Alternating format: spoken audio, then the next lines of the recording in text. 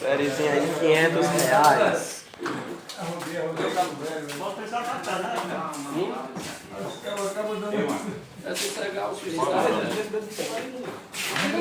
E se a bola pular? Espera aí.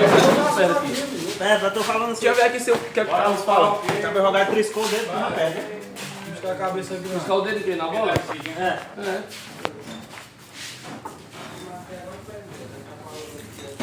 Como é? Quem faz 10 primeiro, é?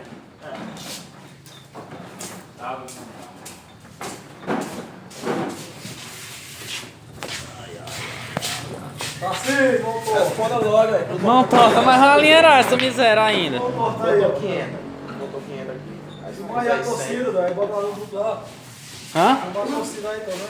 100 ou 150.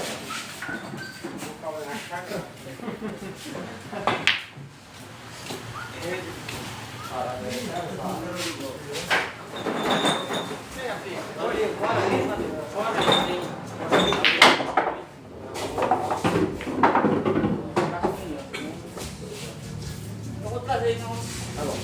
Bota 6 caixas aí, pá, viu? Certo.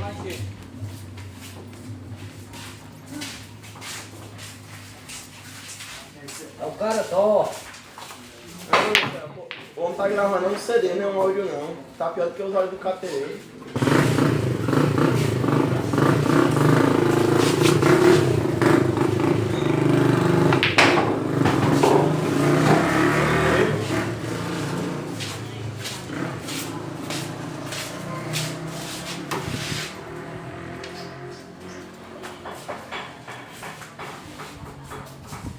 Vai deixar em 150.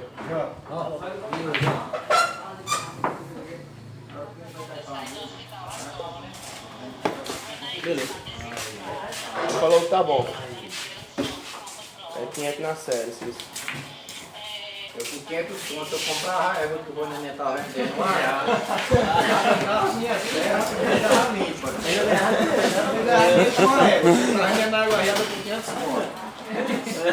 E a água é boa, bicho. Só pra morrer. Não, mas é mesmo, pô. A água lá é boa. Aí não sai do cara. A bicharada todinha. Vou de 2 contos, 5 contos esse cavalo aqui. Ontem eu fui merendar, deixei ela amarrada. Quando cheguei lá, amarrava o cabresto. E quando eu cheguei lá, tinha capinado 2 tarefas de terra. Tá aí, ó.